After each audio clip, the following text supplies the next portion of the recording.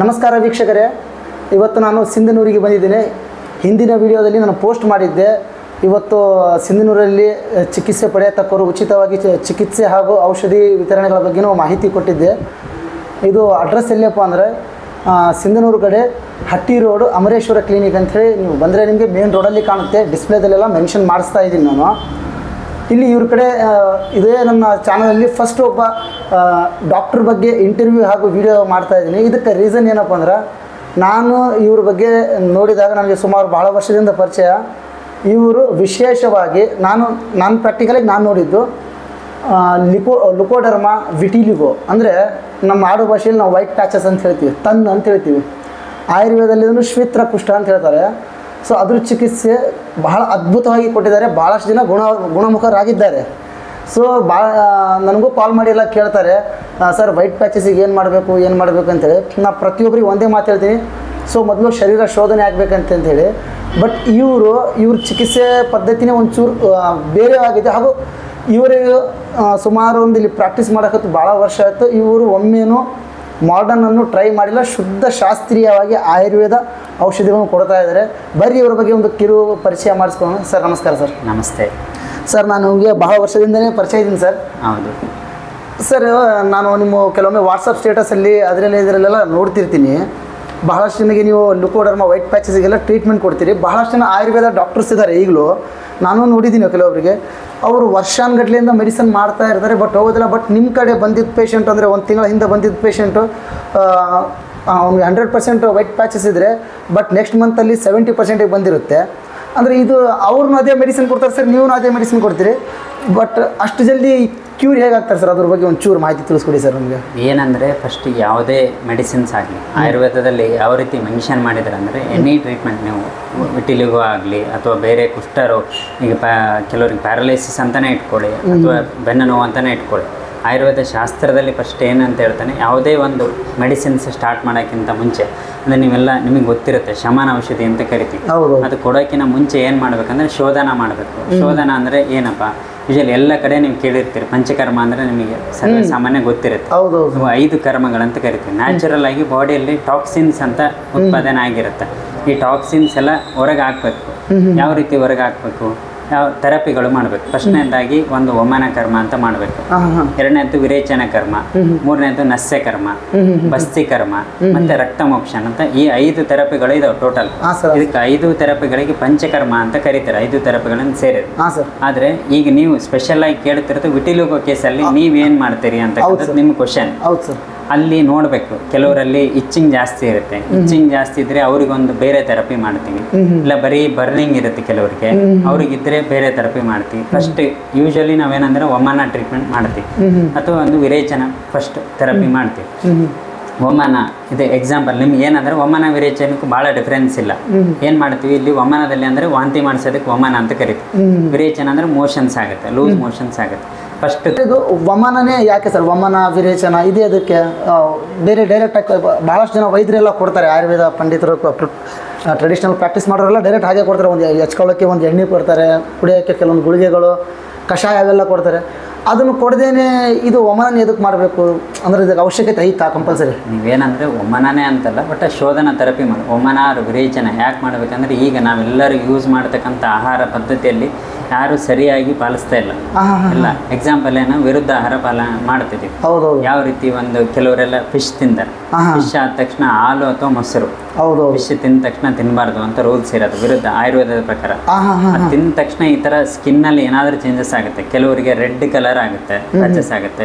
ಕೆಲವರಿಗೆ ಈ ಥರ ವಿಟಿಲಿಗೋ ಅಂತ ಕಾರಣ ಬರುತ್ತೆ. ಅದಕ್ಕಾಗಿ ಮೇನ್ ನಿಧಾನ ಅಂತ ಕರಿತೀವಿ. ಅಂದ್ರೆ ಕಾರಣ, ಈ ರೋಗ ಉತ್ಪಾದನೆ ಆಗ್ಬೇಕಾದ್ರೆ ಒಂದು ರೀಸನ್ ಬೇಕು. ಅದಕ್ಕೆ ಮೇನ್ ಆಯುರ್ವೇದ ಉದ್ದೇಶ ಏನಂದ್ರೆ ಆ ರೀಸನ್ನ ತಡೆ ಹಿಡಿಬೇಕು. ತಡೆ ಹಿಡಿಬೇಕಂದ್ರೆ ಅದನ್ನು ಫಸ್ಟ್ ಈಗ ಆಲ್ರೆಡಿ ನಾವು ಇದೆಲ್ಲ ತಗೊಂಡೇ ಈಗ ರೋಗ ಬಂದ್ಬಿಟ್ಟತ್ತೆ. ತಡೆ ಹಿಡಿಬೇಕಂದ್ರೆ ಫಸ್ಟ್ ನಿಮ್ಮ ಬಾಡಿಯಲ್ಲಿ ಆಲ್ರೆಡಿ ಟಾಕ್ಸಿನ್ಸ್ ಆಗಿದಾವೆ, ಅದನ್ನೆಲ್ಲ ತೆಗೆದು ಹೊರಗೆ ಹಾಕ್ಬೇಕು.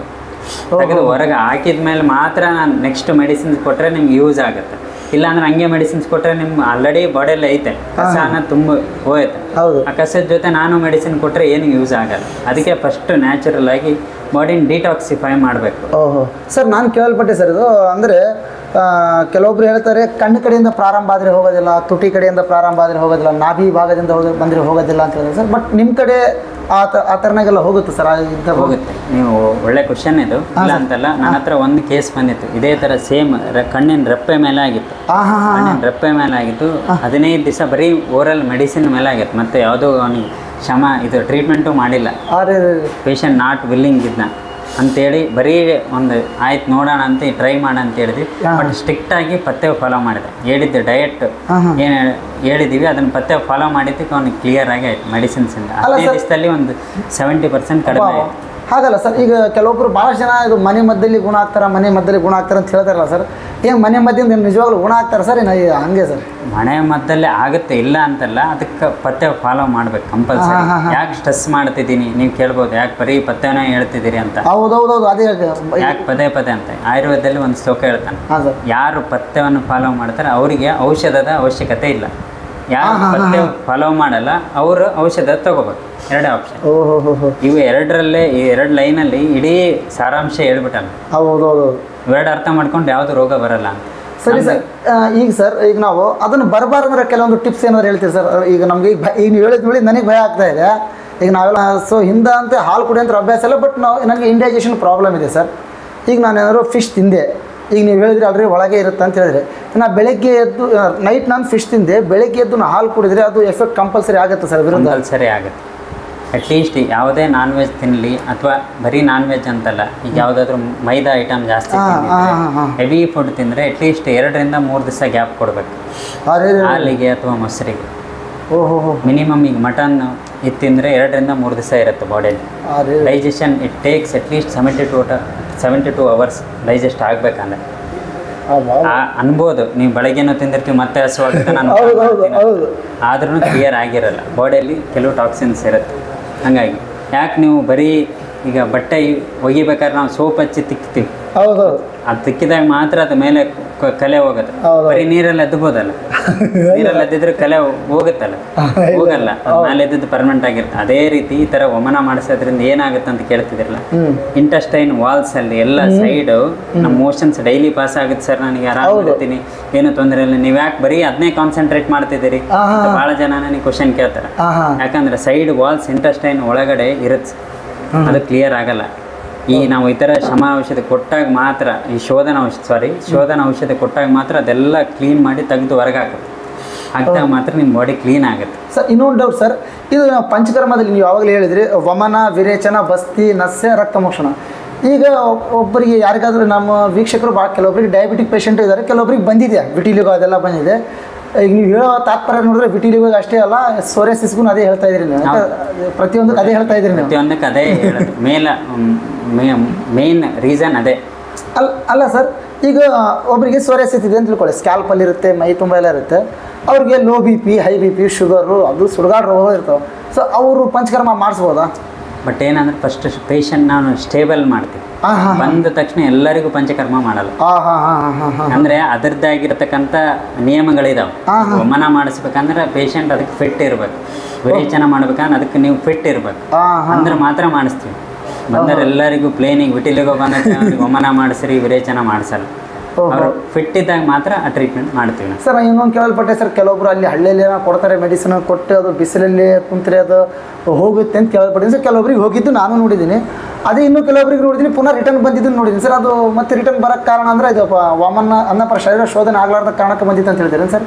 ಅದು ಒಂದೇ ರೀಸನ್ ಅಂತಲ್ಲ, ಊಟದ್ದು ಪಥ್ಯ ಅದೇ, ಅದಕ್ಕೆ ನಿಮಗೆ ಸ್ಟ್ರೆಸ್ ಮಾಡಿ ನಾನು ಫಸ್ಟ್ ಹೇಳ್ಬಿಟ್ಟೆ ಸರ್. ಇದು ಸ್ಕ್ಯಾಲ್ಪ್ ಸೋರಿಯಾಸಿಸ್ಗೂ ಈ ಅಂದರೆ ಈಗ ಭಾಳಷ್ಟು ಜನ ಅದು ಸಮಸ್ಯೆಗೆ ಹೇಳ್ತಾರೆ ನಮಗೆ, ಸ್ಕ್ಯಾಲ್ಪ್ ಸೋರಿಯಾಸಿಸ್ ಇದೆ, ಆಮೇಲೆ ಎಲ್ಲಿ ಬೇಕು ಇಲ್ಲಿದೆ, ಕೆರೆತ ಭಾಳ ಐತಿ. ನಾವೇನಾದರೂ ಮೆಡಿಸನ್ ಆಯುರ್ವೇದಿಕ್ಕೂ ಟ್ರೈ ಮಾಡಿದ್ದೀವಿ. ಒಬ್ಬರು ಒಳ್ಳೊಳ್ಳೆ ಕೆಲವೊಂದು ಪ್ರಿಪ್ರೇಷನ್ ಮಹಾಮಂಜಿಷ್ಟ ಅದು ಕೆಲವೊಂದು ಮೆಡಿಸನ್ ಎಲ್ಲ ತೊಗೊಂಡು ಅವ್ರಿಗೆ ಅಭ್ಯಾಸ ಆಗಿಬಿಟ್ಟಿರುತ್ತಲ್ಲ, ಅಲ್ರಿ ನಾವು ಪ್ರತಿಯೊಂದು ಮೆಡಿಸನ್ ತೊಗೊಂಡೀವಿ ಆದರೂ ನಮಗೆ ಗುಣ ಆಗ್ತಾ ಇಲ್ಲ ಅಂತೇಳಿ ಭಾಳ ಜನ ಪ್ರಶ್ನೆ ಮಾಡ್ತಾರೆ. ಭಾಳ ಒಳ್ಳೆ ನಾವು ಎಣ್ಣೆಗಳನ್ನು ಮಸಾಜ್ ಮಾಡಿದ್ದೀವಿ, ಆಗುತ್ತೆ ಒಂದು 15 ದಿವಸವರೆಗೆ ನಾವು ಮತ್ತೆ ನಮಗೆಲ್ಲ ರಿಮೂವ್ ಆಗಿರುತ್ತೆ. ಮತ್ತೇನಾದರೂ ಒಂಚೂರು ಚಾ ಕಾಫಿ ಅದೇನೋ ತೊಗೊಂಡಪ್ಪರ ಮತ್ತೆ ನಮಗೆ ಬರುತ್ತೆ ಅಂತೇಳಿ ಭಾಳಷ್ಟು ಜನ ಈ ಥರ ಸಮಸ್ಯೆ ಇರ್ತದ್ರೆ. ಆ ಕಾರಣಕ್ಕೂ ಆಯುರ್ವೇದಕ್ಕಂದ್ರೆ ಸ್ವಲ್ಪ ಹಿಂದೆ ಮುಂದೆ ಸೇರಾಕತ್ತಾರೆ ಸರ್. ಇದು ರೀಸನ್ ಏನು, ಆಯುರ್ವೇದದ ಫಾಲ್ಟ್ ಅಂತೀರಿ ಏನು ಸರ್? ಇನ್ನು ಕೊಡುವಂಥ ಮೆಡಿಸಿನ್ ಏನಾದ್ರು ಕರೆಕ್ಟ್ ಇಲ್ಲ ಅಂತೀರಿ ಸರ್? ಆಯುರ್ವೇದದ ಫಾಲ್ಟ್ ಅಲ್ಲ, ಆಯುರ್ವೇದ ಎಂತಕ್ಕಂಥದ್ದನ್ನ ಏನಂದ್ರೆ ನಾವು ಸರಿಯಾಗಿ ಯೂಸ್ ಮಾಡ್ಕೊಳ್ತಿಲ್ಲ ಅನ್ನೋದು ಮೇನ್ ರೀಸನ್. ಹಾಂ ಹಾಂ ಹಾಂ ಮೆಡಿಸಿನ್ ನೀವು ಹೇಳ್ತಿದ್ದೀರಿ, ಈಗ ಎಕ್ಸಾಂಪಲ್ ನೀವು ಹೇಳಿದ್ರಿ ಮಂಜಿಷ್ಟಾದಿಕ್ ಏನಂದರೆ ನಮ್ಮ ಆಯುರ್ವೇದ ಅಂತೇಳಿ ಈಗ ಕೆಲವರೆಲ್ಲ ಆಯುರ್ವೇದ ಅಡ್ವರ್ಟೈಸ್ಮೆಂಟ್ ಮಾಡಿ ಅದು ಜುನೈನಾಗಿ ಮೆಡಿಸಿನ್ ಪ್ರಿಪೇರ್ ಮಾಡಿ ಯಾರು ಔಷಧನ ಕರೆಕ್ಟಾಗಿ ಕೊಡ್ತಾರ ಅದು ಏನು ಕ್ರಮೇಣವಾಗಿ ನಿಧಾನಕ್ಕೆ ತೊಗೊಳುತ್ತೆ. ಒಂದೇ ಸಲಕ್ಕೆ ಇವತ್ತು ತೊಗೊಂಡು ನಾಳೆ ಕಡಿಮೆ ಆಗ್ಬೇಕಂದ್ರೆ ಆಗೋದೇ ಇಲ್ಲ, ಸಾಧ್ಯನೇ ಇಲ್ಲ. ನೀವು ಅಲೋಪತಿಕ್ ಆದ್ರೂ ತೊಗೊಳ್ರಿ, ಆಯುರ್ವೇದಿಕ್ ಯಾವುದಾದ್ರೂ ತೊಗೊಳ್ರಿ ಕಡಿಮೆ ಆಗಲ್ಲ. Skin diseases minimum 3 to 6 months ಬೇಕು ಮೆಡಿಸಿನ್ಸ್. ಅದು ಒಳ್ಳೆ ಕಂಪ್ನಿಯಿಂದ ತಯಾರಾಗಿದ್ದಾರೆ, ಇಲ್ಲ ಅಂದರೆ ಯಾರಾದರೂ ವೈದ್ಯರು ಅವರೇ ಪ್ರಿಪೇರ್ ಮಾಡಿ ಕೊಟ್ಟಿದ್ದು ತೊಗೊಂಡ್ರೆ ಭಾಳ ಒಳ್ಳೇದು. ಡಯಾಗ್ನೋಸ್ ಒಟ್ಟು ವೈದ್ಯರೇ ಮಾಡಬೇಕು, ನಮ್ಮಷ್ಟಕ್ಕೆ ನಾವು ವೈದ್ಯರಾಗಬಾರ್ದು. ಆದಷ್ಟು ವೈದ್ಯರು ಮಾಡಿದರೆ ಒಳ್ಳೇದು. ಸರ್ ಇನ್ನೊಂದು ಸರ್, ನಾನು ನಿಮ್ಮ ಭಾಳ ಸ್ಟೇಟಸ್ ಎಲ್ಲ ನೋಡ್ತಿರ್ತೀನಲ್ಲ, ನೀವು ಅತಿ ಹೆಚ್ಚಾಗಿ ಸೋರಿಯಾಸಿಸ್ ಬಗ್ಗೆ, ಸ್ಕಿನ್ ಬಗ್ಗೆ, ಆಮೇಲೆ ಡಿಸ್ಕ್ ಬಗ್ಗೆ ಅದೆಲ್ಲ ಭಾಳ ಹಾಕ್ತೀರಿ ಸರ್. ಅದ್ರ ಬಗ್ಗೆ ಸ್ಟೇಟಸ್ ಎಲ್ಲ ಹಾಕ್ತಿರ್ತೀರಿ. ಅಂದರೆ ಸರ್ ನಿಮ್ಮನ್ನು ನಾವು ಭೇಟಿ ಆಗಬೇಕಂದ್ರೆ, ನಮ್ಮ ವೀಕ್ಷಕರು ಕೆಲವೊಬ್ಬರು ಬಂದು ನಿಮ್ಮನ್ನು ಭೇಟಿ ಆಗ್ಬೇಕಂತ ಇದ್ದರೆ ಅವ್ರು ನಮಗೆ ಯಾವ ದಿವಸ ಇರ್ತೀರಿ ಸರ್? ಪ್ರತಿ ದಿವಸ ಅವೈಲೇಬಲ್ ಇರ್ತೀರಿ ಸರ್? ಪರ್ಟಿಕ್ಯುಲರ್ ಡೇಟ್ ಏನಾದ್ರು ಮೇಂಟೈನ್ ಮಾಡಿಲ್ಲ ಸರ್? ಪ್ರತಿದಿನ ಅವೈಲೇಬಲ್ ಇರ್ತೀನಿ. ಬೆಳಗ್ಗೆ 10:30 ಮಧ್ಯಾಹ್ನ 2 ಗಂಟೆ ತನಕ, ಸಾಯಂಕಾಲ 5 ಗಂಟೆಯಿಂದ 8 ಗಂಟೆ ತನಕ, ಸೋಮವಾರದಿಂದ ಶನಿವಾರ ತನಕ. ಆಯ್ತವಾರ ಸಂಡೇ ದಿನ ಬೆಳಗ್ಗೆ 10:30 1 ಗಂಟೆ ತನಕ ಮಾತ್ರ ಸಿಗ್ತೀನಿ ಸರ್. ಇದು ಈಗ ನೀವು ಇದು ಶ್ವೇತ್ರ ಅಂದರೆ ತನ್ನಿಗೆ ಕೊಡ್ತಿರಲ್ಲ ಸರ್ ಅಂದಾಜು ಸರ್ ರಿಸಲ್ಟ್? ನೀವು ಆ ಪ್ರಾಕ್ಟೀಸಲ್ಲಿ ಭಾಳ ಜನ ನೋಡಿರ್ತೀರಿ, ಅಂದು ಏನು ರಿಸಲ್ಟ್ ಅಂದರೆ 3 ತಿಂಗಳಾದ್ಮೇಲೆ ಬರ್ಬೋದು. ಎಷ್ಟು ಸರ್ ಅನ್ನಪ್ಪ ನೀವು ಟ್ರೀಟ್ಮೆಂಟ್ ಕೊಟ್ಟಿದ್ದು ಎಷ್ಟು ತಿಂಗಳಿಗೆ ಬರ್ಬೋದು ಸರ್ ಅಂದಾಜು ರಿಸಲ್ಟ್? ಅಂದರೆ ಅದು ಡಿಪೆಂಡ್ ಅಪಾನ್ ಪೇಷಂಟ್ ಕಂಡೀಷನ್ ಮೇಲೆ ಹೋಗುತ್ತೆ. ಕೆಲವರಿಗೆ 10 ವರ್ಷದಿಂದ ಇದೆ ಅಂತ ಇಟ್ಕೊಟ್ಟು ಅವ್ರಿಗೆ ನಾವು 1 ತಿಂಗಳದ ಒಳಗಡೆ ಕಡಿಮೆ ಮಾಡ್ಬೇಕಂದ್ರೆ ಟೈಮ್ ತಗೊಳುತ್ತೆ. ಈ ಶರೀರ ತುಂಬ ಇದ್ರೂ ವರ್ಕ್ ಆಗುತ್ತೆ ಅಂತ. ಈಗ ಕೆಲವೊಬ್ರು ಅಸಾಧ್ಯ ಅಂತ ಹೇಳ್ತಾರಲ್ಲ ಸರ್, ಇದು ಮೈ ತುಂಬ ಇದ್ರೆ ಆಯ್ತು ಆಗೋದಿಲ್ಲ ಅದು ಇದು ಅಂತ ಭಾಳ ಜನ ಹೇಳ್ತಾರೆ ಸರ್. ಮಿನಿಮಮ್ 15-20 ವರ್ಷ ದಾಟಿತ್ತಂದರೆ ಆಗಲ್ಲ. ಹೆಂಗಂದ್ರೆ ಆಯುರ್ವೇದದಲ್ಲಿ ಕೆಲವೆಲ್ಲ ಡಿಸೀಸಸ್ ಹೇಳಿಬಿಟ್ಟಿದ್ದಾರೆ, ಅದನ್ನು ಸಾಧ್ಯವಾದಿ ಅಂದರೆ ಕ್ಯೂರ್ ಆಗ್ತಾವೆ, ಸಾಧ್ಯವಾದಿ ಕ್ಯೂರೇ ಆಗಲ್ಲ ಅಂತ ಅವ್ರು ಹೇಳಿಬಿಟ್ಟಿದ್ದಾರೆ ಆಲ್ರೆಡಿ. ಶಾಸ್ತ್ರ 2-3 ಸಾವಿರ ವರ್ಷಗಳಿಂದ ಹೇಳಿದ್ದಾರೆ ಸರ್. ಮತ್ತು ಇವರೆಲ್ಲ ಚಾಲೆಂಜ್ ಮಾಡಿ ಹೇಳ್ತಾರೆ ಸರ್, ನಾವು 3 ದಿನದಲ್ಲಿ ಮಂಗ ಮಾಯ ಮಾಡ್ತೀವಿ, ಅದು ಮಾಡ್ತೀವಿ. ಸಾಧ್ಯನೇ ಇಲ್ಲ. ಅವ್ರಿಗಾಗಿರುವಂಥ ಅನುಭವ ಅಂತೀರ? ಸಾಧ್ಯನೇ. ನನ್ನ ಪ್ರಕಾರ ನಾನು ಓದಿರೋದು ನನಗೆ ತಿಳಿದ ಮಟ್ಟಿಗೆ ಸಾಧ್ಯ ಇಲ್ಲ ಅಂತ ನನಗೆ ಅನಿಸುತ್ತೆ. ಬಟ್ ಅವ್ರಿಗೇನೋ ವಿಶೇಷ ಜ್ಞಾನ ಇರ್ಬೋದು. ಇಲ್ಲ ಸರ್, ಸರಿ ಸರ್. ಸರ್ ಈಗ ಮತ್ತೆ ಕೆಲವೊಂದು ಏನಾದರೂ ನಿಮ್ಮ ಕಡೆಯಿಂದ ವಿಟಿಲಿಗೋ ಬಂದಿರತಕ್ಕವರು ಮನೆಯಲ್ಲಿ ಮಾಡ್ಕೊಳ್ಳುವಂಥ ಯಾರು ಮದ್ದಿದ್ರೆ ಹೇಳಿ ಸರ್. ಇಲ್ಲ ಮನೆಯಲ್ಲಿ ಮಾಡ್ಕೋಬಹುದಾ ಅಥವಾ ಮಾಡ್ಕೋಬಾರ್ದಾ ಸರ್? ಅದು ಮಾಡ್ಕೋಬೋದು, ಆ ಥರ ಏನಿಲ್ಲ. ಯೂಶಲಿ ಸ್ವಲ್ಪ ನಾನು ಹೇಳ್ದಂಗೆ ಊಟದಲ್ಲಿ ಸ್ವಲ್ಪ ಜಾಸ್ತಿ ತುಪ್ಪ ಜಾಸ್ತಿ ಯೂಸ್ ಮಾಡಿ. ತುಪ್ಪ ಓಕೆ ಸರ್. ಮತ್ತು ಅಲೋಪತಿಕ್ನವರು ಮಾಡರ್ನವರು ಅಪ್ಪಟ್ಟು ತೊಗೊಳ್ಳೇಬಾರ್ದು ಅಂತ ಹೇಳ್ತಾರಲ್ಲ ಸರ್? ಇಲ್ಲ, ಆಯುರ್ವೇದದಲ್ಲಿ ಏನು ಹೇಳ್ತಾನೆ, ತುಪ್ಪಕ್ಕಿರ್ತಕ್ಕಂಥ ಗುಣ ಹೆಂಗಂದ್ರೆ ನೀವು ಹೆಂಗೆ ತೊಗೊಳ್ತೀರಿ ಅದು ಅದರ ಪ್ರಕಾರ ಗುಣ ಚೇಂಜ್ ಆಗ್ತಾ ಹೋಗುತ್ತೆ ಅಂತ ಹೇಳ್ತಾರೆ. ಗುಣಾಂತರಂ ಆದಾನಂ ಉಚ್ಯತೆ ಅಂತ ಹೇಳ್ತಾನೆ. ಯಾವ ರೀತಿ ತುಪ್ಪ ಈ ಕೆಲವರಿಗೆ ಡಿಸ್ಕ್ ಪ್ರಾಬ್ಲಮ್ ಇರುತ್ತೆ ಅಂಥವ್ರಿಗೆ ತುಪ್ಪ ಕೊಡ್ತೀವಿ. ಅಲ್ಲೇನಾದ್ರು ವಾತ ಕಾಯಿಲೆ ಜಾಸ್ತಿ ಇರುತ್ತೆ, ವಾತ ಶಮನ ಮಾಡ್ಬೇಕಂದ್ರೆ ಸ್ನೇಹನ ಕೊಡ್ಬೇಕು. ಸ್ನೇಹನ ಅಂದರೆ ಘೃತಕ್ಕೆ ನಾವು ಸ್ನೇಹನ ಅಂತ ಕರೀತೀವಿ, ತುಪ್ಪಕ್ಕೆ ಅಲ್ಲಿ ಕೊಟ್ಟಾಗೂ ಶಮನ ಆಗುತ್ತೆ. ಅದೇ ರೀತಿ ಸ್ಕಿನ್ನಲ್ಲಿ ಏನಂದ್ರೆ ಮೆಲೋನಿನ್ ಸೆಕ್ರೀಷನ್ಸ್ ಇರ್ತಾವೆ, ಅವೆಲ್ಲ ಕಡಿಮೆ ಆಗುತ್ತೆ ಯೂಶಲಿ. ಯಾಕಂದ್ರೆ ನಾವು ಸ್ನೇಹಾಂಶ ಕಡಿಮೆ ತೊಗೊಂಡಾಗ ಆಗುತ್ತೆ. ತೊಗೋಬೋದು, ಯಾವುದೇ ರೀತಿ ಅಡ್ಡ ಪರಿಣಾಮಗಳು ಆಗಲ್ಲ. ಓಕೆ ಸರ್, ತಗೋಬೋದು.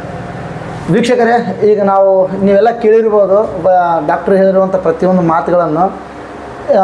ನೀವು ಇವರನ್ನು ಭೇಟಿಯಾಗಬೇಕಂದ್ರೆ ಇದೇ ನಮ್ಮ ರಾಯಚೂರು ಜಿಲ್ಲೆ ಸಿಂಧನೂರು ತಾಲೂಕಿನಲ್ಲಿ ಹಟ್ಟಿ ರೋಡ್ ಕಡೆ ಇವರು ಕ್ಲಿನಿಕ್ ಇದೆ, ಬಂದು ಭೇಟಿಯಾಗ್ಬೋದು.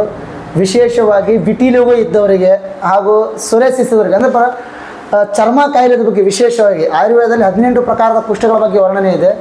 ಸೊ ಪ್ರತಿಯೊಂದನ್ನು ನೀವು ಇಲ್ಲಿ ಬಂದು ಸಂಪೂರ್ಣವಾಗಿ ಚಿಕಿತ್ಸೆಯನ್ನು ಕೊಡಬಹುದು ಹಾಗೂ ಫಲ ಕಾಣಬಹುದು.